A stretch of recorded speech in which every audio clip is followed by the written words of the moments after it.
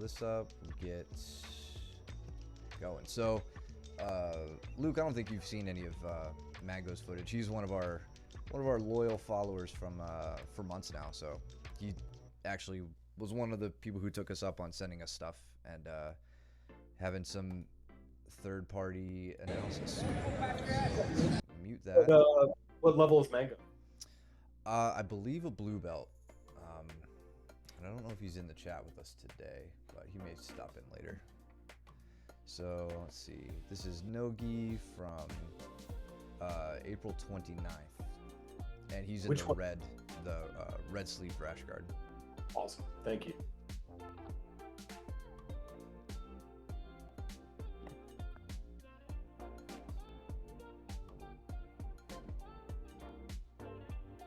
Rocket sleeve rash guard. We talked about that today a little bit. Yep. So he pulls guard.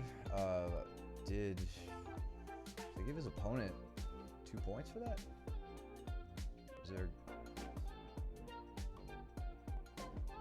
Oh, I guess a quick guard pass. I wouldn't have given him 2 points. That wasn't really 3 seconds. That wasn't. There's no way that was points. Yeah, I mean, he threw up 2 for red. His opponent's in the red anklet. He got around the knee, but he didn't really establish for any significant amount of time. So settling into Mango's close guard now.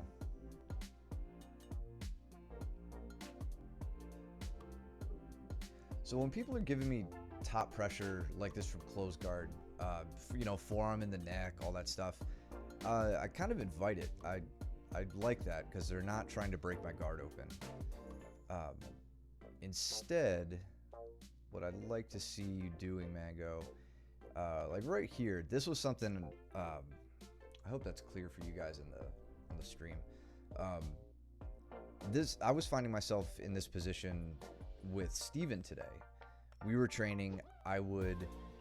I forgot how I was setting it up. I think I was like going for like a shoulder crunch or something like that. He would put his forearm on my neck, and then I would immediately post outside the elbow. So in this case, just what Mango's doing, but then I would throw it by. I'm not relieving the pressure on my neck because there's no real threat there of any kind. So it's throwing it by, getting my head to the outside, and setting up an arm triangle, and using that to either sweep. You could try to finish it from the bottom. It could also, if you don't get it, if you can't maintain your position from there, he at least is in trouble and will probably start trying to find a way out. Which it looks like he did before Mango could set up any real threat.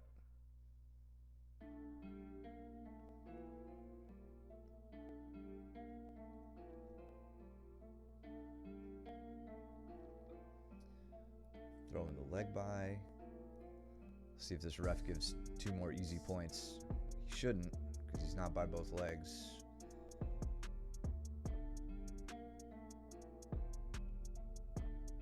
And he gets it. So he gets it probably by moving to north-south.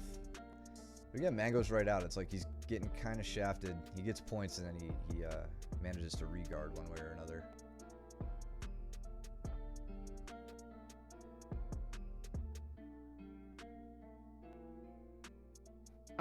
So if you go back like a little bit,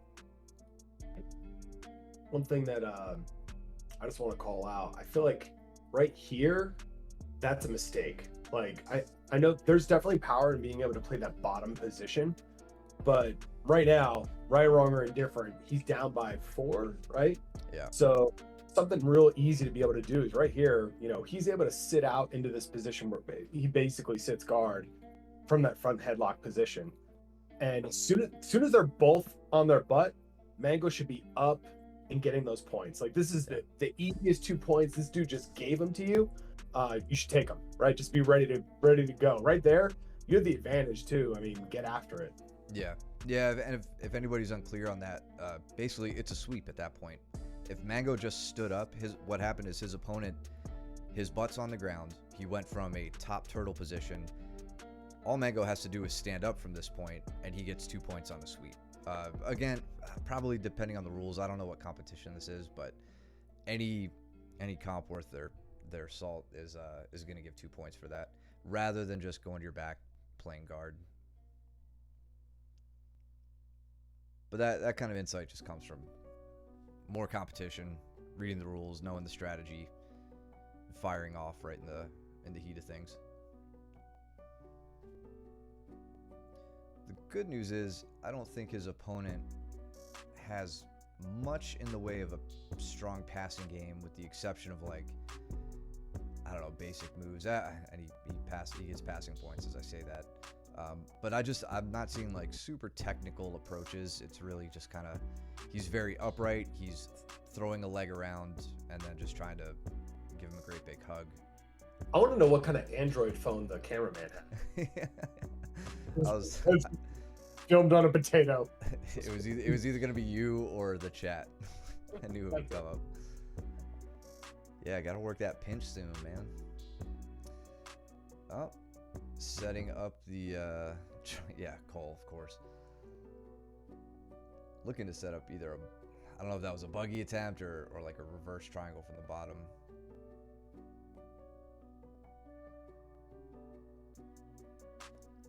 Got about another minute left on this one.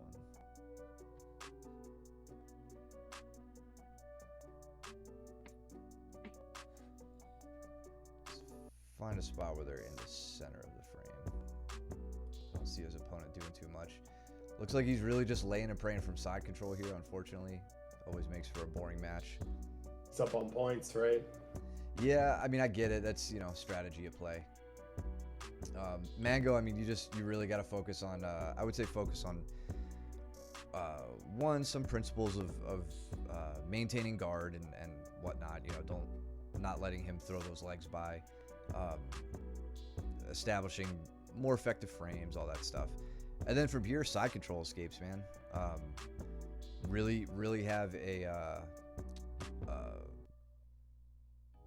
few different options, like not just trying to bridge spastically and create space and fill it, but like look into some more technical approaches to escaping side control. No reason you should have not scored some points during that match. Props to him for, Whoops. you know what I mean? Like just throwing it out there and putting his L out there, and then definitely one of the things we didn't talk. Like, I'm not gonna ever tell anyone don't pull guard. Like, Right. Pulling guard, like, this is chess, right? Not checkers. Like, you don't have to wrestle somebody from standing. Typically, those rule sets, you just kind of have to follow the rule set and go with it. But man, if you pull guard, you have to have a solid attacking guard. Not only defensive, an active and offensive guard. So just something to think about. If you want to pull, just be ready to immediately either sweep or attack. Yeah, further to that point, since I believe you're competing at blue belt, maybe you're an intermediate, or you should be an intermediate in no-gi. I don't know what you're limited to as far as leg attacks go. Probably not heel hooks or anything like that. But straight ankle locks and sometimes knee bars are allowed.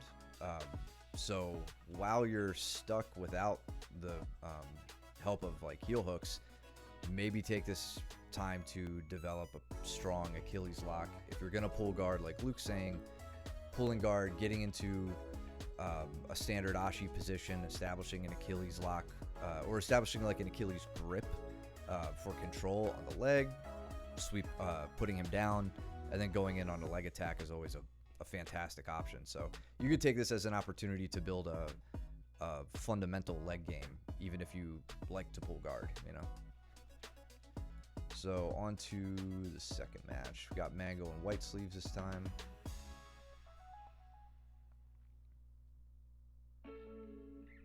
So he's wearing a ranked white belt rash guard. Maybe he's a white belt. Maybe. Or maybe he just felt like wearing a white belt rash guard. Yeah. That looked like a white belt pass attempt. from his opponent. Yeah. Hey, if you don't have technique, use speed, right? That's shoulder check you. Yeah, that's kind of the white belt move, right? Yeah. And honestly, even at white belt, man, work on your Achilles locks if that's the only leg attack you can do, and you want to pull guard. Obviously, if your opponent comes down on their knees in your open guard, then it's going to be harder to get those attacks. there's a pandemic of jiu-jitsu players who don't know how to open a closed guard.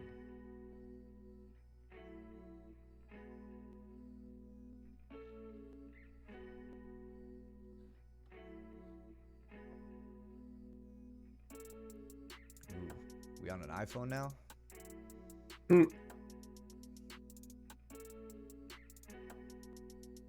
Much more stable video. Probably one of those Google phones.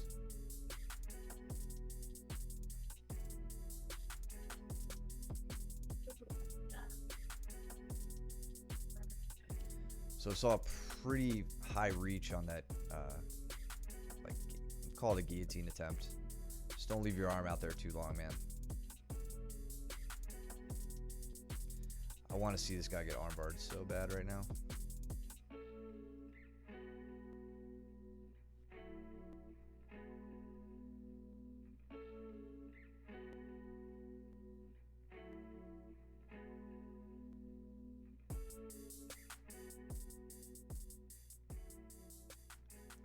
He's looking to split the legs with the knee. He knows the legs are open now. This isn't terrible. He's not past your guard yet. You could easily sit back to guard or put him on his butt. Oh, now we're in some trouble.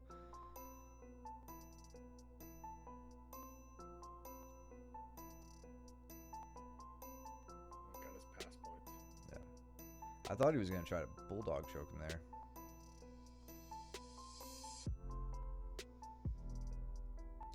Looking to get back to side control.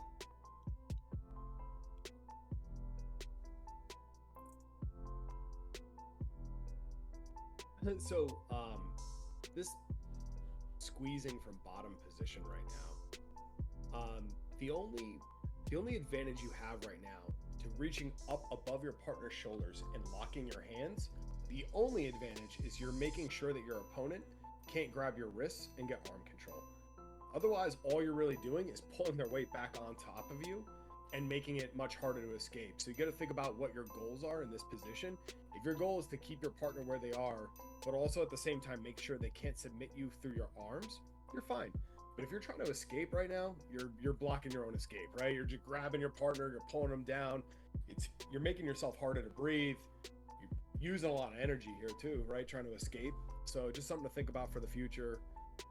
Try to get those elbows down, create a little bit of space, and use your legs to kind of pendulum back and forth to get your opponent off balance. Yeah, you've relinquished your frames at this point. I know something Peters loves to do is he gets the arms in. He'll give you a little bump. He'll create space with his forearms, and then he's pulling his knees, or at least one knee, in between your chest and his, and that's how he manages to regard from north-south. Yeah, like there's no real chance of a regard from here. Something I will do with arms, not necessarily over the back, not like crossed over the back. I'll typically have an arm by the hips. I don't have my pointer for this, but I'll have an arm by the hip because that's where, he's trying to circle around you right now. And you could normally slow somebody down a little bit. It's not going to be massive, but when you can get yourself closer to side control and 90 degrees, especially in a position like this where they're TP'd up, they're on the balls of their feet. I find that I have a very good rate of recovering a single leg from here. So where I can slow him down, turn towards him. I'm not working from flat on my back, as we never like to do, but I'm turning towards the legs, like my chest is pointing towards the legs, and we'll call it my top hand, because I'm on my side. So my top hand is reaching down for the ankle, getting just a little hook grip on the ankle, and I'm pulling myself around, capturing his leg with my legs, and coming up on a single, take the back, whatever. It's not like it's one method, but you can't have the shoulders, or you can't have your arms behind the shoulders and like up by the head for that. You have to have them down by the hips. I do, for all that said though, I do like that you're denying this kid points. This is where sport jiu-jitsu gets a little bit of hate by like turtling up, exposing your back, whatever. But like, well, he already got his passing points, so he's not getting anything further. But you aren't letting him mount, so at least there's that.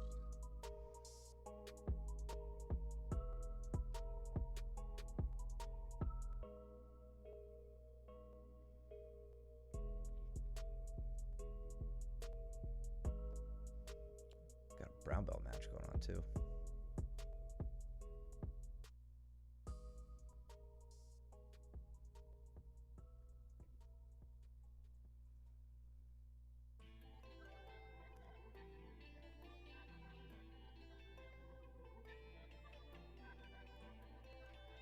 Into the last minutes.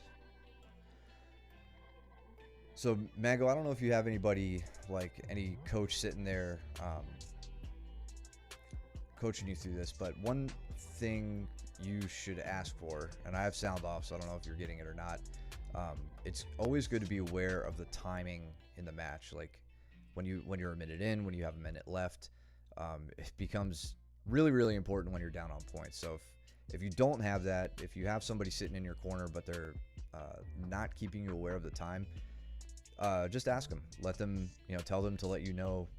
You probably just gotta look at the time there, but like make sure you're aware of how much time you have left in the match to work, especially when you're down on points. You don't look phased at all about this strangle attempt. No. Now you should be a little worried. It's like the kid doesn't have any hooks in, but I think time right now. I don't see him tap. Yeah, unless there was a verbal tap there. The ref looks like she's getting ready to stop it. Yeah, that's time. Yeah, man. So, Mango, whenever you get around to watching this, I don't know. Biggest things for me, I would say you need to work on your side control escaping. From there, obviously, you've got to build a little bit of an offensive approach in close guard or open guard, just to turn the pace of the match in your favor. It's no fun playing defensive the whole time. So think about that. Start from there. Start from shoring up your escapes. If you have anything leg related that you like to do, throw in the Achilles locks. I would say I think that's a good thing to do if you pull guard. And yeah, strategically, just be aware of your points, the time of the match, all that stuff, and generally turn up the intensity a little bit more. But if you're going to be competing a lot, I'd say you need to be pushing the pace a little bit more. I don't know. What do you think, man? Guard retention. Guard retention. We got to focus on guard retention right now. Like, especially because obviously he likes to pull guard. So he's not a wrestler. He's not going to be standing. If we're going to pull guard, we just have to work on our guard retention. There's just too many opportunities for our partner to pass into a dominant position. This one was a little bit more about the back, his partner working towards the back. But eventually he was able to just wear him down and get those points. So I think he had the right idea, being able to turtle up, avoid some of those like easy points that his partner was able to get. But the reason he had to turtle up was because his partner was behind his, had passed his guard already. Sure. And he had to react to that. So I'd like to see more of an active retention with his guard, and that takes time. It's like anything else. I mean, summing it up, it's the fundamentals, right? The guard retention and escaping. That's all the fundamental stuff you should be working on at white and blue belt.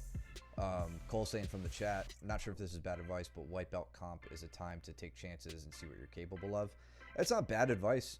It's just I would agree, but the flip side of that is also, sometimes you go to comp to test, what like to make sure that you're good at those fundamental things we just mentioned. So yeah, you could go out there, have fun, take some big chances. There's nothing wrong with that, especially if you don't care about winning or losing and you're just there to enjoy yourself. But otherwise, I mean, kind of depends on his I guess his mentality going into it. If he wants to leave with some cheap hardware, that spray painted gold, then make sure he's putting in the work and then testing it on the mats.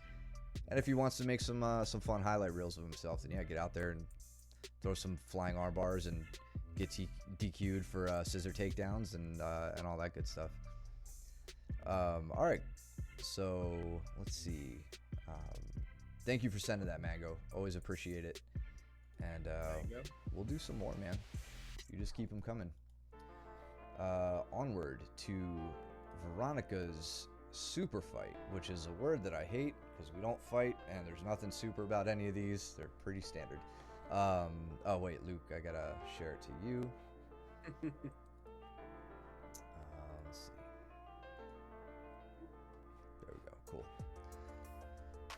Cool. So Luke, you were coaching for this one. Do you recall what the time limit was on this? I believe it's 6-minute match. Okay. Yeah, Just good. It's a 6-minute video. I just couldn't remember what the duration of the fight was. Yeah, I'm pretty sure it's 6-minute match. It's like kind of took place in an auditorium. A lot of different schools competed here. Her opponent, I guess they had competed previously together, and Veronica won. And she called Veronica out, and I guess they're friends. Like, there's no animosity. I think her opponent just really wanted to see, hey, how much better have I gotten since the last time we competed? Which, I mean, you got to give her credit for that, to be able to be like, oh, you know what? Not only am I going to give up some size, but I want to go out there and show.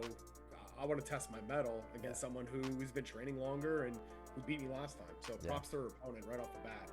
Oh yeah, and I think if Veronica can correct us, I think the woman she's competing against, she and her husband actually put on the whole competition, right? Like I believe they were the organizers, and you know they're which is cool. They're trying to like build the scene out in I guess the Lexington area, somewhere out in west of here. So really cool. And she reached out to Ronnie just to see if she'd be willing to participate.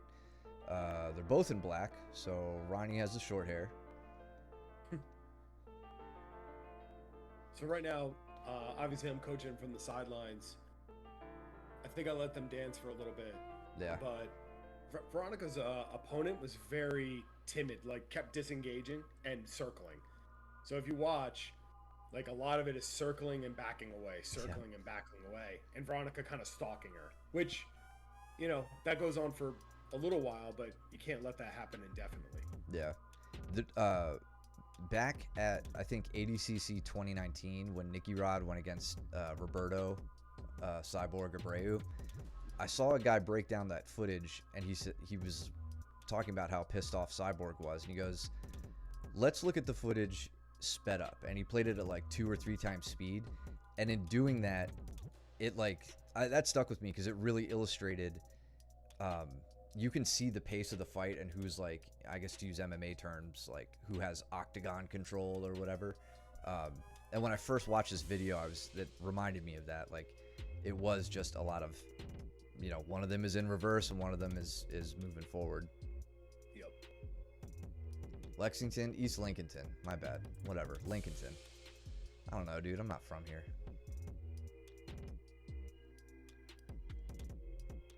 Starts with L, ends with ton.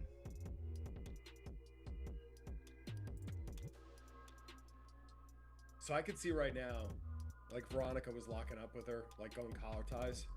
And I could see that she was very, very, like her opponent was very strong. Like you could tell right away, like, as, you know, and like, it's like that with every person you ever train with. You like lock up with them and do that initial assessment.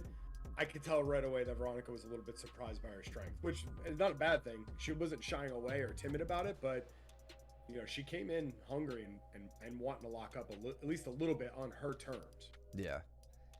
And I think you see a little bit of judo thrown in here too by her opponent. Yeah, the good thing about that strength though is it has a lifespan. So, yeah, just run that tank down. Yeah.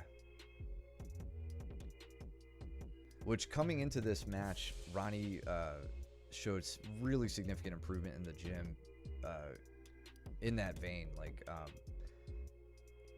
got rather excited here because it's almost like, see how she was able to pin the arm there, and her opponent almost started pummeling over her head, and I'm like, throw by, just get this throw by, lock her arms, and I believe she fails on this one.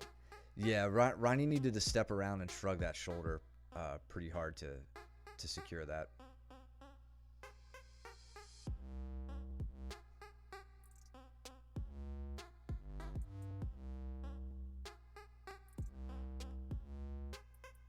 But yeah, her opponent's gripping isn't really effective right now.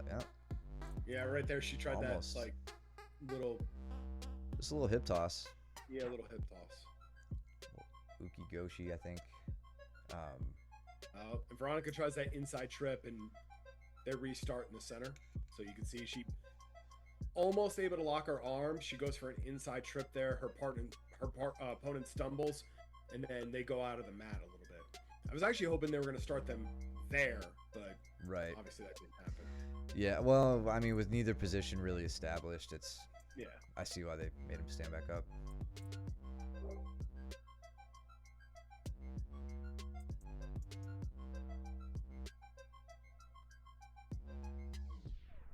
Tries again, and then Veronica's able to get that tight waist grip there. Double unders. Nice. And Let's see this again.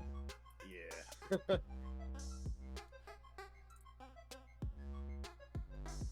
Yeah, so her opponent makes a really big mistake there, just in giving up her back. Like I'm curious if she's looking for that hip toss again, because you see she's got like the it's not really a pinch headlock, but she's got that arm up over the neck. She turns her back here, but the motion just isn't there. She's not really she's not even trying to trip her opponent at that point. So Ronnie has full view of the back at this point. Yeah, that's the problem with judo. She tried that a couple times, and when you do that, you expose your back, and as soon as Ronnie was able to lock her arms, I mean, that's her partner's back is exposed, her arms are locked, and then it was a monster takedown. That was a hard hit when she hit the mat. Yeah. There's a little muffler. There's a little muffle. Yep. Yeah. Rude. That Mooresville muffler. And then she's got this Americana set up, so there we go. Ref gets out of the way. The ref wearing shoes on the mat. I'm sure they're wrestling shoes. Oh yeah.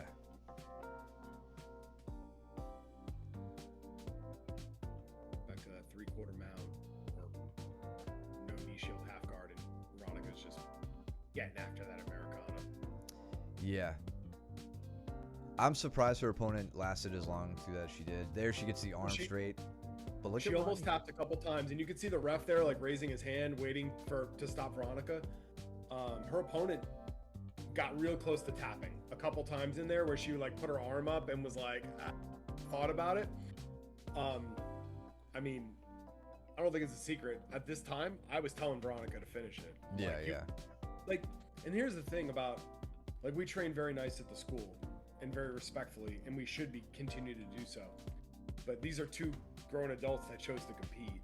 She didn't want to tap, so you just have to finish the technique. Yeah. I know she was trying to be nice here, but you can see she lets up a little bit if you keep playing it, and as a result, she doesn't get the tap. Right. Yeah, and she she makes this little switch there. It's this little arm through the keyhole, trying to switch to the straight arm. It looks like that girl's a little hyper flexible in the elbow, but hyper flexible, or it popped. yeah, that too. But yeah, now Ronnie's moved to mount. She's out of the half guard. So And right now, I think I'm screaming at Veronica to finish it. I was like, what are we doing here? I need you to finish this, please. Yeah. At one point, her wrist, not only did she have the Americana, but she also had the wrist lock, both at the same time. And I'm like, I need you to just drop your weight on this and just finish this, please. By one joint or the other. Yeah, I don't care which one. And yeah, I mean, you look at the flexibility in her shoulder right here. It may not be a flexibility thing. I would venture to guess that Ronnie is giving her a bit of mobility in her shoulder by not bringing her opponent's elbow close to her opponent's hip. We can all kind of take our elbow up high and keep it up here. But when you bring that elbow down and then you start to lift it up in front of the body, that's where you start to reach the limits of the range of motion of the shoulder. So I think that's why her opponent was able to last here as much. Not necessarily because of any crazy dislocations or hyper flexibility. But you got to just keep that elbow down. And then look at the adjustment she made there. She takes, you can see her, right now her opponent's arm is basically like straight up the body. I can't do it with this elbow, but she adjusts, brings that elbow down closer to the shoulder line, starts getting back up there again, but that's where she manages to get the tap. Yeah, I'd say a couple things you could do on that Americana are the things we talk about, right? So your left elbow has a job, it should be in your partner's face, directing them the other way, like always making sure they can't turn towards the arm. Because one of the easiest ways to escape is turn towards the Americana and then bury it under your body. She sets it up there, but yeah, I think it went away. Back and forth there. Yeah. Yeah, it was a little bit back and forth, and then the other thing is really rolling those knuckles on the wrist. So the hand that controls the wrist, you roll those knuckles forward to bring the partner's arm into alignment. And I know that didn't happen because that knuckle roll usually keeps the wrist pinned to the mat. So that way you're not like off the mat trying to rip this thing, and they have too much, Americana is a low percentage technique, reality, right? Mm-hmm. So you have to have a ton of control in order to get that. Yeah. I've said on here a lot, Americana's open to back up for me when I realized you should be hitting them from a mounted crucifix position. Like from side control, when I could shin pin the near side arm, that's when I'll think about trying an Americana as a finishing move. But it's only because I have the full shoulder line pinned and they can't turn to it to take the stress out. So good stuff. There we go. Let's get it. Got that belt. That's our girl. Good stuff. I expect that in the lobby on Monday. Yeah, right. Yeah, we gotta start hanging some medals and belts. All right, moving on. We've got Josh. So Josh and Cole competed this past Saturday, not yesterday, but the Saturday before. Josh had 3 matches, so we're gonna look at those first.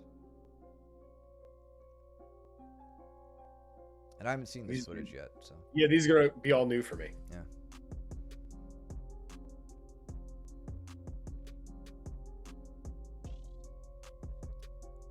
That was the first successful, like, actual wrestling attempt I've seen anybody pull off on Josh. It was a slick little takedown, too. Yeah, let's look at that again. I don't know if it was a throw by. I think he just shot on a single. So he has the collar tie. Let's look at this slow mo. He has a collar tie, level change, just peeks his head out the back, gets that tight waist grip, and is able to beat him running around. But good job getting that hook in. Mm-hmm. I love that you're turning back to him though, like getting caught in the washing machine there, the spin cycle. But I think if it wasn't for that hook, he would have been all right. There's Danny yelling, "Get to a hip." Yeah, right. Get to a hip. What bums me out about this is right here, and Josh, you could correct me if I'm wrong. Yeah. I see you doing what we're doing at class, and now you're just being limited by the rules. So unfortunate, but I mean, look at you're even like, you're like, huh? I have heel exposure here. Yeah. Oh well, can't do anything. But we got, you know what, man, we got to look at ways for you to take advantage of those positions anyway. Like, you don't just need heel hooks. You can do a lot from there. Definitely. Just one more time here. I like, good. That was great. Choosing to stand up and then immediately coming over the top. You got a little too far. I'd like to see this arm at the neck and in front of the shoulder line, then over the back like that. Just to manage. Yeah, right there you make the adjustment, but he kind of already got you off balance.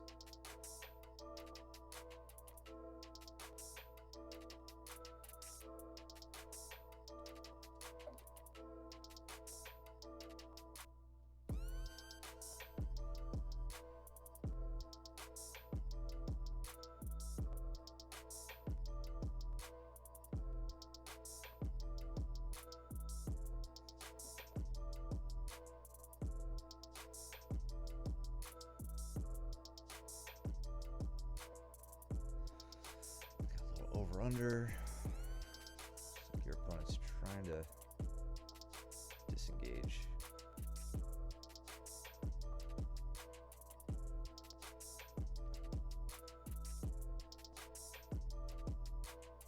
Nice. Was looking for it. Getting that Kimura. Yep. I think your opponent realizes he screwed up here. And then I can't. Let's see if we could find your. Oh. Yeah. Yes. Beautiful. Nice. Sent it home. So you got okay. That's I couldn't tell if you were in half guard or like how your legs were attached to his, but this is good. That's gonna prevent his roll. And then now, yeah, like he made this mistake right about here. He's got his head over the body, but his arm is just out there blowing in the wind, right? And that's where he's gonna get in trouble. He needs to get his hand, like his elbow tight to his body first off, pummel inside, not go up and over like that. He needs to pummel inside, which you're making difficult for him, but there you caught him lacking. And I like this. You see what he's doing? He's got the forearm in the face, gives him a solid crossface here, and the guy relieves the crossface pressure, but leaves his arm behind in doing so. So Josh, whether you knew you were doing that or not, that may have been the last little thing you needed to get that arm isolated. So here, what looks really like impresses me here is how patient Josh is. Yeah. So one of the things, like this Kimura from half guard is very easy to stuff if you know a couple things to do. What Josh does to overcome that is he's very patient. So he has a fully locked Kimura, and his partner is just grinding him out, right? You can see like his partner is got that face on. He's like grimacing a little bit, but he's trying to bear through it. And Josh is just being patient. And then when he's ready to go, he's going to pull the wrist away from the hip and bring it up behind the back. But right now he's not doing anything, right? Until he's ready to go. And then he really puts some effort into it. yeah, It's my favorite way to finish the Kimura from half guard. It's because people are so strong there, but if you let them wait and get a little bit more comfortable, it takes a millisecond to get it behind their back. Yep. It's the same thing for like breaking grips on arm bars. You kind of, what I love to do is like put that tension on the arm, give them a reason to resist it, and they don't want to keep that resistance up the whole time. So when they feel you let go, they let up a little bit, and then you rip it, right? And yeah, like I could see him. He's just holding the grip, then he goes, okay, now, and just shoots it right out, gets it right over the back. Yeah. And then right there, good adjustment to get the grip back and not lose it. I think his opponent had a split second there where he could have like maybe gotten his arm free, but he took that thing up nice and high. Damn. Made him pay for the takedown. Made him pay for those takedown points. Yeah. Great America, or great Kimura. And he was a good opponent too. That was definitely that guy came out ready to fight. All right, this next one I think is in 2 parts. Let's load up this first part. All right, guy looks like he's wearing pajamas.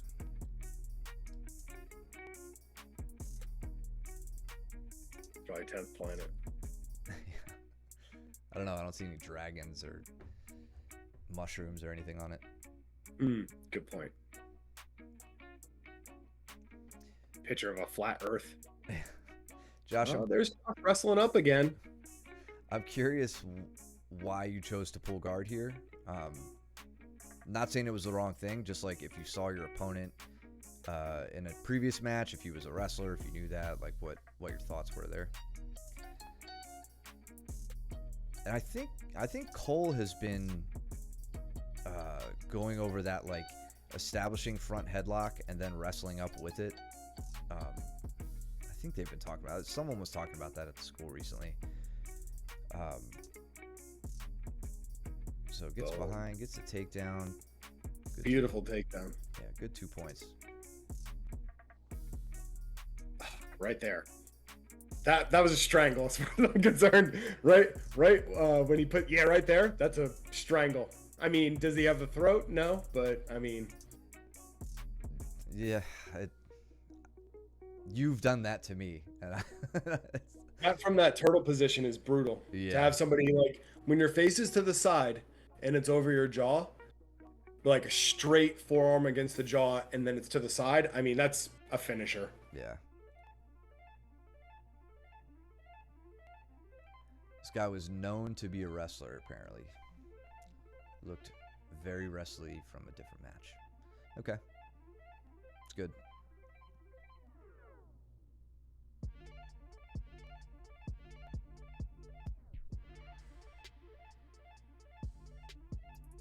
You go back a second.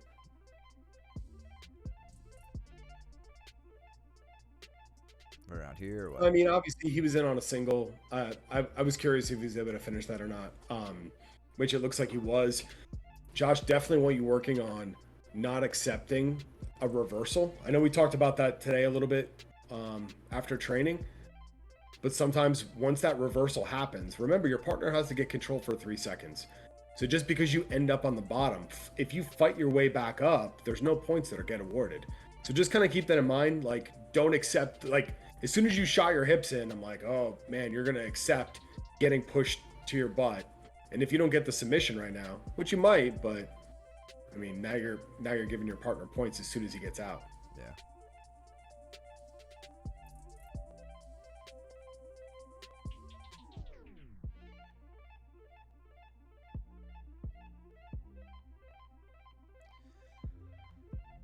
One thing on guard pull, beware of his upper body grips. Didn't see any. If he rushed you, could have gotten your guard passed. Yeah, that's a good point, Mike. Which are you chat only right now, Mike, or did you want to jump on? Just let me know. Yeah, I think that's something Peters has talked about a lot too. We'll just jump back to the beginning real quick. Like right here, what Mike's saying is, you don't have any wrists under control. You don't like a 2-on-1 on an arm. I think Mike really likes to establish a 2-on-1 before he sits to guard. Not just sitting down in front of your opponent and giving them the leeway to hit a quick knee cut, even if it's loose and they don't have an underhook. Like they can try to slide by you quickly when you don't have anything preventing any of their motion. Make sure I didn't go too far ahead.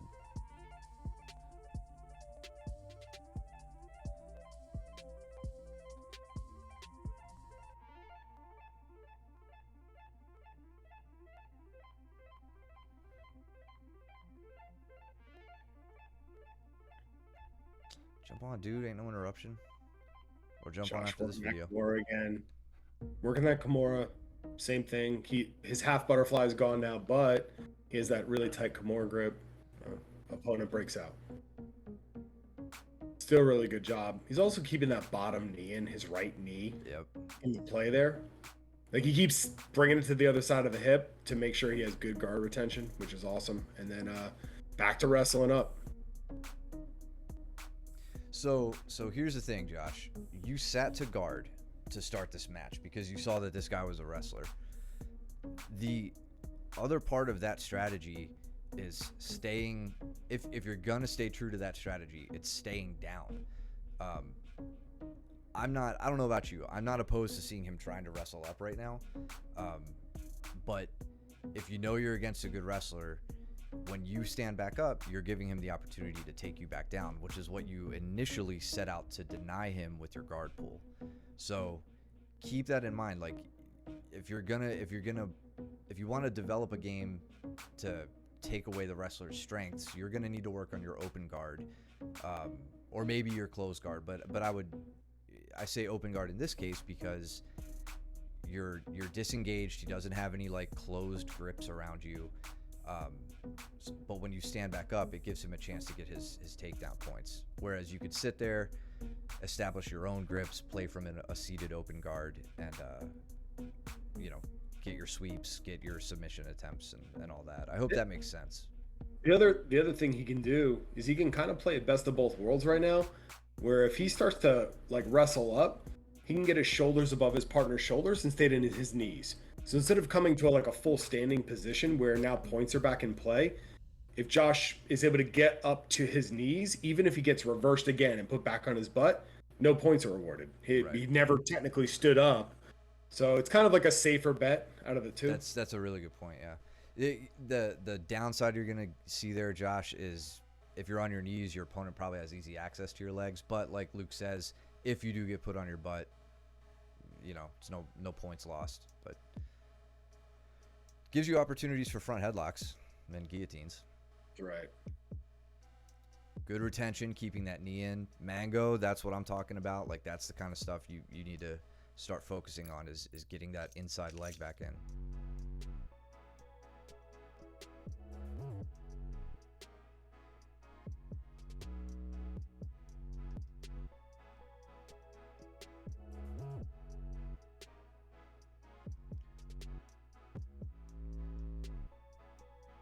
It's funny, this guy looks like a wrestler. He can put you on your back, but I don't see him doing too much to try to get around your legs. That's the end of the first part. Let's get the second part up. This is where okay, so this reset you.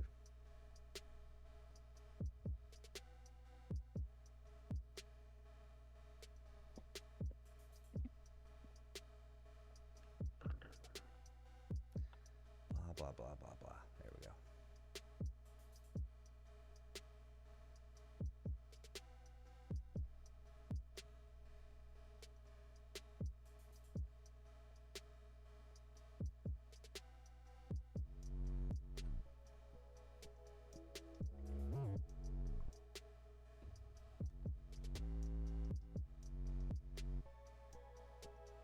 Opponent's really trying to work the body lock.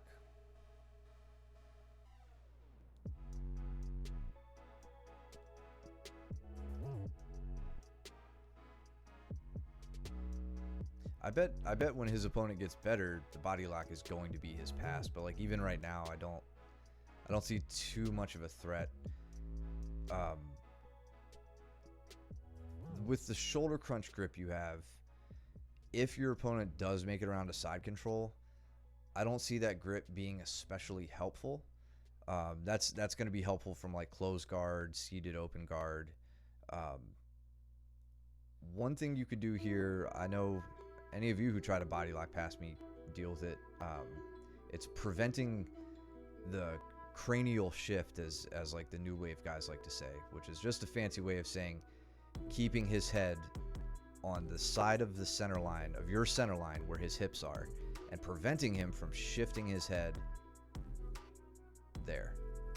Right? That's where he could start establishing a pass. We talk about side controls defined as or can be defined as your hips on one side of your opponent's center line, your head on the other side, and you're in a top side pin.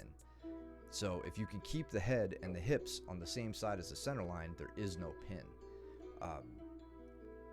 He would have to, if you keep that arm there, or I'm sorry, if you keep his head there, and he wants to continue fighting through that, your opponents tend to create a lot of space when they do that, which is your opportunity to get your bottom leg in. So rather than working with the shoulder crunch grip, I'd like to see you just take, Josh, you regularly just put your hand in my face and shove my head backwards. I want you to do that to him on the side or the back of his head to keep his head on the same side as his hips are. And then you're good. Otherwise, the shoulder crunch, if you think about it, when he gets a side control, at best you have an elbow frame for his hip and an elbow frame for his face. Good things to have, but I think you could prevent the pass a little bit better.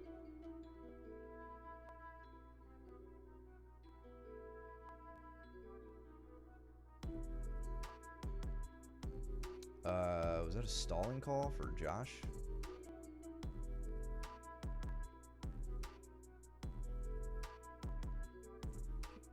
I think that was.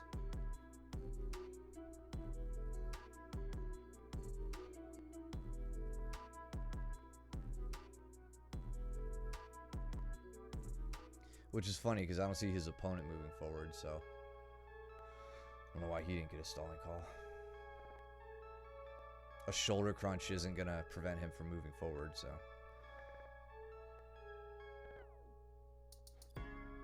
What was that? Hold on. What did this ref do?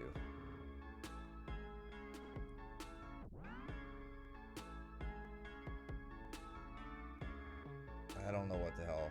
I don't know Maybe American Sign Language. he might have given an advantage, maybe. Maybe. There's the pass.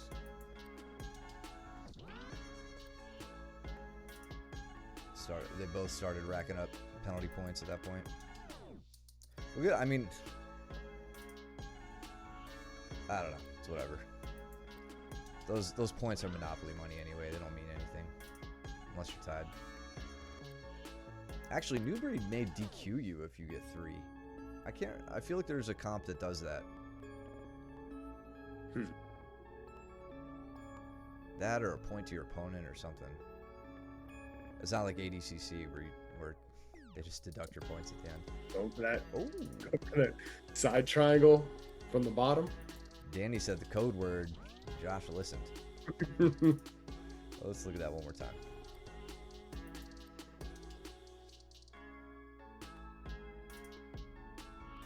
Yeah, his opponent got real lazy there.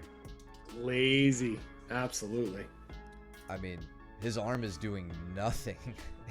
He's putting his own arm in a terrible position. Waiting out that timer. That's what he's doing. Yeah.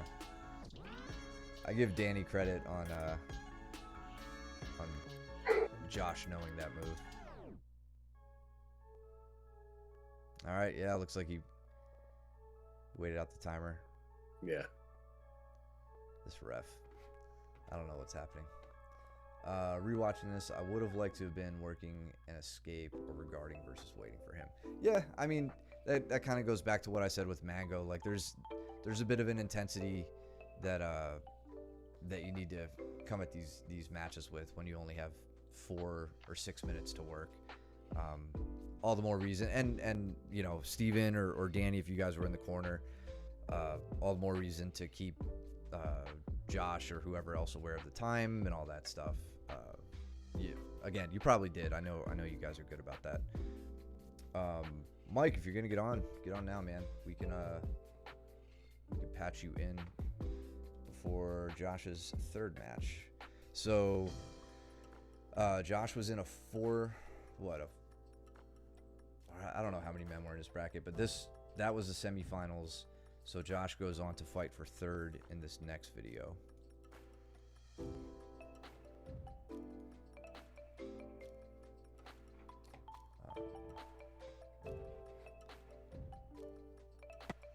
Let's get this one started.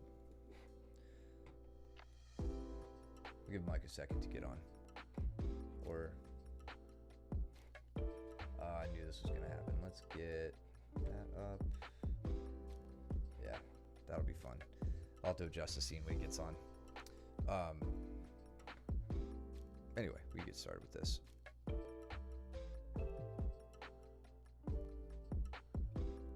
Who's this Hulkster? Dude, it's DJ Khaled, I think. Oof. Got that Hulk rash guard. What's up, Mango? And he's got Hulk colors. He's got purple pants and a green top. Dude came in like the Hulk. That's pretty sick. I mean, if you're gonna have a silly rash guard, it may as well be something. Hopefully don't get tapped in 20 seconds. Yeah, which it looks like is about to happen. Yeah. Did he just try to punch you? He just went for a little punch there. What the hell? I don't know how else to explain that other than him trying to punch you in the face. Yeah, Mango, we actually started with your matches today. So Coach Luke and I went over your 2 no-gi matches. We just didn't have time today to go over the gi stuff. But yeah, go back and watch the VOD and you'll see what we have to say about your no-gi matches. So yeah. All right, this match, we're just gonna watch it again. We were too enamored with the rash guard. I was right by the yellow thing there, yelling, "Shove his chin through his chest." Good. All right, so now we'll actually watch it. Oh yeah, I see you, Steven. So big shot. The Hulk rash guard. I just can't get over this. Like, he showed up. It's not the Hulk, it's the bulk. Like, what are we doing here? Come on. Love it. So big shot from way outside with no setup. Typically on a double, I mean, unless you're Jordan Burroughs, I don't think that's gonna work. Maybe a low single. You can like a John Smith style low single where you're like all the way down at the ankle. You had plenty of time to sprawl on that, which everyone at the school knows you're good at, which is why we don't shoot on you. Sprawl right to the back. Boom. Beautiful. Yeah. That's exactly what I want to see every time. Sprawl to the back. Sprawl to the back. All right. We got Mike on. I got to adjust the frame a little bit. Let's make you guys nice and big. Sorry. Hang tight. We're never really ever set up for this. I didn't want to interrupt it, man. Well, you did. Look what you did. Look what I did. No, I told you to. Yeah, cool. All right, that'll work for now. Let's get back to it. Oh, and the chat. Jeez, hold on. Let me move the chat. I don't think we've had 3 people on since I like redid the whole setup. So everything's out of whack. Yeah. All right, cool. That looks good enough. So Luke, you were saying big sprawl and then spin right to the back. Dude, beautiful. Yep. Exactly what we go over. Textbook. Love it. Gears the back. His partner's trying to shrug those hooks through those like really big mule kicks, and Josh is having no part of it. Yeah, and he immediately went for the strangle. Or not immediately, but right here you can see he takes his left arm out and uses using a crossface to get his opponent over. So like it's not the most it's not like I wouldn't say it's a technical approach to breaking the turtle down. That's not an insult or anything. But what your opponent, you're going to turn your opponent's face. He's going to want to roll with it to relieve that stress. That's going to get him down. And that's exactly what happens here. Rather than using like the power half or something like that, but with both hooks in from the top, those are the kinds of things that you have to do. You're not posted on your knees to where you can like pull the hips or anything. I'll shut up for a second if you guys want to talk. And the punch. Where is it? Punch him. Yeah. Oh my god. Judo chop. Hulk smash. DQ. Hulk smash. DJ Khaled with the L.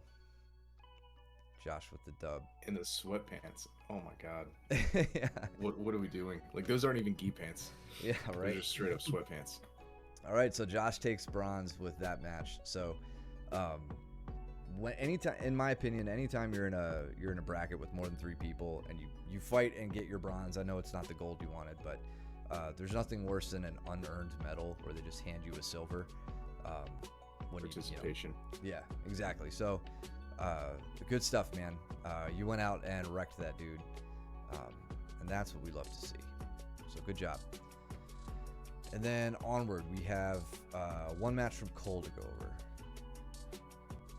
Shot on the best quality of the evening. So this guy didn't want any part of a stand-up with Cole, which he might not realize how right he is with that. He goes to pull, but doesn't do a very good job of isolating a leg. I think he wanted it, but you could see he doesn't get the knee across, and which prevents his knee to heel connection, isolating Cole's left leg. So Cole gets to manage from top position for now. And Cole, point out if you can, because I watched this last night. Point out where you felt your pec tear. I'm curious just to see how the pace changes. So, can you go back for a second? Because I know Cole's pec tear somewhere in this, but I want to call something out. So Cole got the best of this exchange, right? His partner tried to guard pull and reverse right away. Cole's able to get a dominant position right here. Like, I don't know if he's on the stream, but he can pass right here. Like, if you look at his partner's leg configuration, in a second, he's going to be into a lockdown position. But right now, He has kind of like a butterfly hook on the bottom, but the top leg's not securing anything. So if Cole brings his right knee up high and pushes on that bottom leg, he's going to be in mount. Yep. Or maybe even 3/4 mount, like if he doesn't get a full mount. But you know what he's not going to be? In lockdown half, which he'll be in a second. Yeah. So like that's his opportunity right there. Just got to grab it. Yeah, and it looks like he was very focused on some heavy face pressure. Like you could see his toes digging into the mat and his shoulder driving into his opponent's face. Just, yeah, I mean, I think it's an awareness thing. And there's a lockdown. And it's, you know, those two are really related because, you know, driving your shoulder into your opponent's face is going to elicit that response. The lockdown, he's using the lockdown not to get you off balance, but to relieve shoulder pressure, which honestly, 99% of the time I ever do that at class is for that reason too, when you guys start smashing my nose. I believe I was too concerned with getting swept, which was not accurate. I think that's what Cole's response.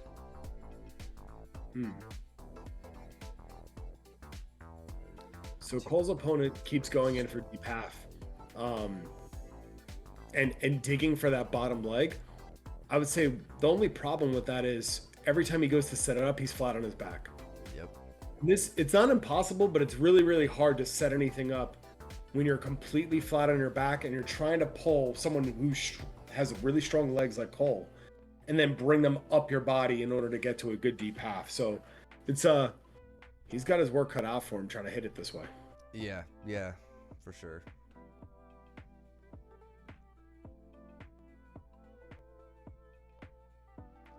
I like the punishment that Cole's giving him. Just every time he reaches, Cole smashes. So let's see. Right here, Cole escapes the lockdown for a second, or looks like his opponent kind of gives it up. His opponent moves his feet as Cole's stepping, but then he reestablishes. And Cole, go ahead. You were about to say something. Well, yeah. One thing that I'm noticing here that I completely glossed over was you don't have the underhook on this, right? It's not 100% required here, but you know, think about if your opponent is able to turn really hard to his right, you know, get his hips out towards us. He's got a very deep underhook on you, and now he's looking at reversals and all sorts of stuff. Yeah. You're focused a lot on trying to maintain this top position, which, you know, I can understand, but you can also take a deep breath here, right? Because you've got like a ton of shoulder pressure on this dude. If you can just kind of like sit back on that left hip, press down with the left shoulder, and then start pummeling your right arm down for that underhook, I think it would increase your feeling of security, and I think you would then feel more secure, right? You would be able to flare your elbows out nice and wide, have a nice established base, and actually really worry about passing the guard rather than maintaining because you think the guy's going to sweep you. Yeah, for sure. Cole and I talked about getting out of lockdown today, and that was a big part of that was establishing that first underhook and the crossface. And then once you have that, you're looking to, just for anybody who's curious, you're looking to pull the heel towards your butt. Actually, before you even go that far, I think you guys can agree with this. The lockdown is like one of those old Chinese finger traps where you try to pull your fingers out, it tightens up. If Cole tries to pull his leg out in this direction while his opponent is really cranking on this, it just gets tighter. Nothing happens. So I tend to slightly sit my hips back in this direction. I go into the lockdown a little bit, not enough to relieve 100% of the shoulder pressure, not enough for him to like be able to sit up and or anything like that. It's just barely getting the leg in so that it's not super taut, and then pulling the heel to the butt and whipping it out away from the body, pointing my trapped knee along the mat, not along their center line like it would be if Cole just directly put his knee on the mat right now. But I should say pointing my shin, the direction my shin points from my foot to my heel would be pointing into the screen right now. From there, it gets a lot harder for your opponent to reestablish it. If that doesn't work, The second thing I do is use this free foot to step on, like to find the crossed ankles of my opponent and push them down my leg and disrupt his grip. The foot wedge here doesn't work like it would for escaping a 3/4 guard or passing a 3/4 guard rather. You want to attack the ankles instead. So with those two things together, lockdown half guard becomes much more manageable in my opinion. There we go. Yeah, now we're in a very strong passing position. When you get here, Cole, Sorry, go ahead. oh, my bad. When you get here and you fought for this underhook, your opponent is very vulnerable, right? Because what he actually wants to do is turn to the right, like that. You have now scored the underhook on that far arm, which means that you can knee cut your way straight through his right side with your right leg. So your knee is free from the lockdown. You come through, you're pushing, you're trying to pass onto his weak side, right? Real quick, go ahead. Cole just said that push did it. Cole, are you saying that this was where you felt the pec tear? Oh, When you push well, that down could the leg? explain. Yeah. Yeah. And this is early in the match, unfortunately. Yep. So now you've scored this underhook, switch hips now, and shoot straight through for a knee cut pass. That's all day. Yeah. And actually now you're back in the position that Luke was talking about right off the takedown to where you can go straight into a mount with a high leg, right leg over top. Looks like you just tried. Yep. Yeah. All right. So now some things make a bit more sense with the Yep. distraction of your pec tear. And also one little thing I want to point out from this knee push, just for whenever you do it, I don't want you to stop until your knee is on the mat. Yep. You can see you kind of give up on that, and he just scoops back underneath. Again, injury aside, just a point of note.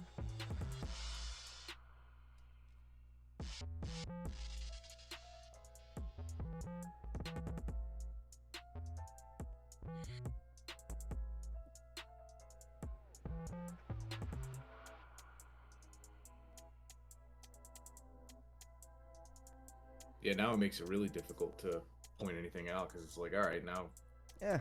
right side push, no good, right?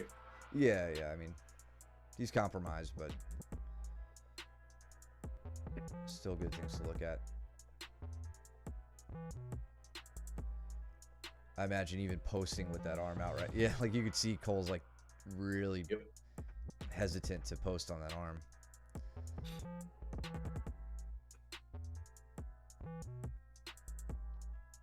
Yeah, the downside of all this is for as much pinning that has been going on right now, points are still 0-0.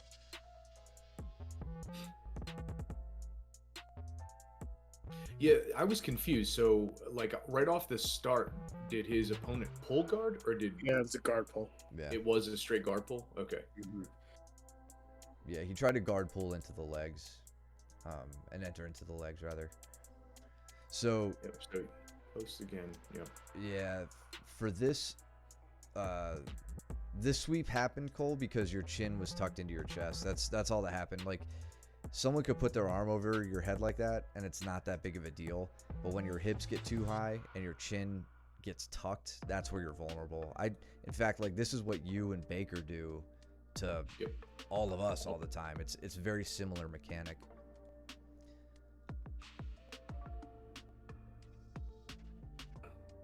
So yeah, now this is concerning with the inability to push. I can see you having trouble pushing the hip. Yeah, because it's now right side. His hips on the right. Yeah.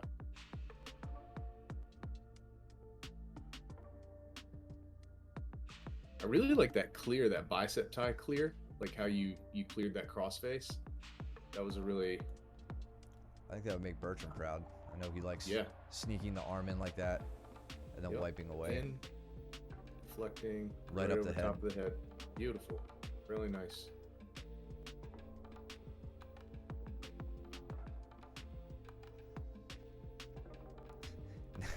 Now you're just trying to decide what you're capable of doing. Yep. But a really, really easy reversal, right? Like this was a, well-timed body lock, and then just bridge off of your left leg right over top. Yeah. Just his opponent doesn't have a base right here. Nothing. His hips are Exactly. connected with Cole's. His left arm is tucked under Cole's shoulders. I mean, he has no. It's just like boop, little roll. Yeah, he even tries to suck that left leg underneath Cole for some reason. It's like that's your kickstand, you know? Yeah. But he pulls that knee up and Cole's just up and over, no problem.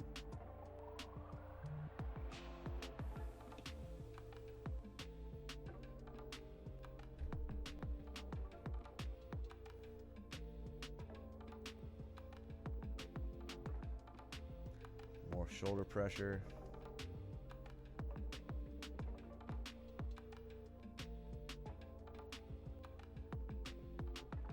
Yeah, I mean, his only answer to any of this has been the lockdown, which he hasn't even used effectively as far as like off balancing you or using it to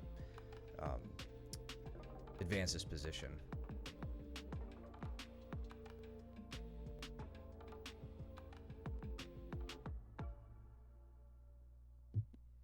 And here we see your opponent's attempt at a bottom side Ezekiel, which is what gets him an advantage. I mean, knowing you, I'm sure you weren't the least bit threatened, but that doesn't really matter to the ref. They don't ask you how threatened you were. Just see the setup, yeah. Yeah, it's part of the rules. Yeah, I mean, does his left hand doesn't even get tucked. Like, I don't know. I don't even attempt bottom side Ezekiel, so maybe it's not my place to poo-poo on them, but yeah, it didn't seem effective.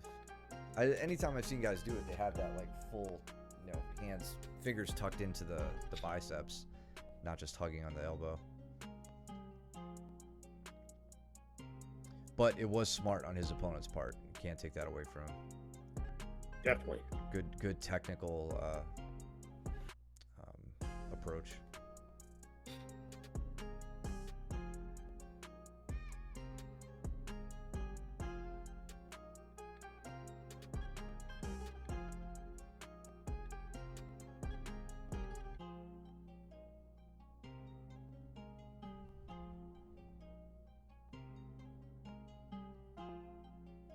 And yeah, I know, Cole, I mentioned to you just again practicing your standing guard break, making that automatic. With the insight of how early the injury occurred and the fact that you can't really push down very easily right now, you'd have to pick the left side to do that on. You'd have to hold your opponent's biceps down, so there could be and you'd have to rock your body weight forward, so there could be some real discomfort there as you attempt that, but still something to work on.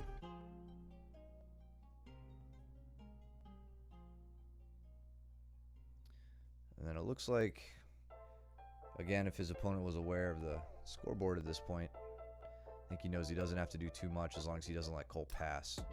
Yep. So, tore the pec, knew it right immediately.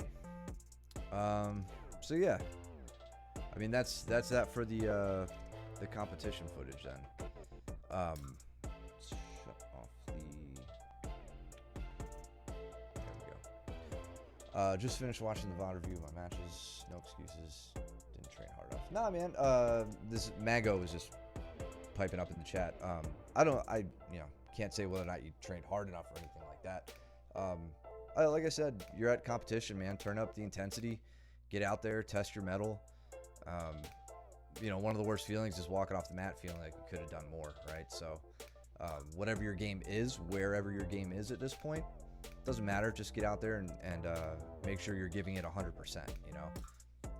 And I have a feeling that once you get one or two high percentage submission escapes under your belt, I think you will fare a lot better. I don't know what I just said. I think I said submission escapes. Once you get 1 or 2 side control escapes, mount escapes, positional escapes under your belt, you'll fare better. Was there anything you wanted more context? No, not really. Unless there's anything you want to share, man. Either way, I appreciate you sharing the videos. It's always good to see that, and we appreciate you participating in the stream as always.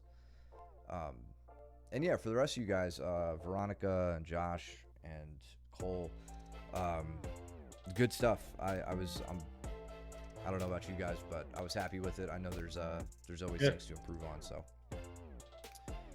yeah, Always you guys proud have any when people thoughts? compete. For sure. Part of the game. Yep. Totally. Well, thank you, Luke, for tuning in and going over the comp footage. I'm just happy that Hulk guy showed up in a couple matches. He's in the background right there too. I can't. It's like Where's Waldo? Once you see Hulk guy, you can't unsee him. Oh, he's right here. Look at him. Look at him there. Let me Hulk out. Hulking it up. yeah. Yeah. Or No, my Where's secret Waldo? is I'm always angry. And my neck is always open. All right, but yeah, good stuff, guys. As always, follow here if you're lurking. Subscribe if you can. Use your Twitch Prime. All that good stuff helps the stream out a lot. Doesn't cost you anything for your Twitch Prime, and keep up on it. It doesn't renew monthly, so you gotta do it every month. What else? We'll put this up on YouTube for you guys to watch. Any big Training news? tomorrow.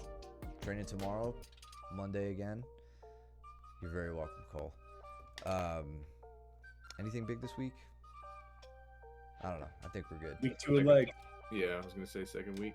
And then for our students, May 20th, we're gonna do promotion ceremony. So email is gonna go out tonight about promotion ceremony, and I think we're gonna do like a potluck barbecue Sweet. afterwards. So Hell send yeah. out a sign-up sheet on that. Cool. And then Mike, you said it was June 3rd for the next Naga, I Yep. think? Okay. Naga's June 3rd. All right, guys. So any of you looking to compete, we're less than a About a month month. away. So make sure you're talking to us and taking notes from this stuff if one of you 3 are going to compete. And yeah, we'll get you guys right for it. So thanks again for tuning in. Go trim your nails and do your laundry and don't be stinky. And we will see you guys at class tomorrow. Take it easy. Later. See ya.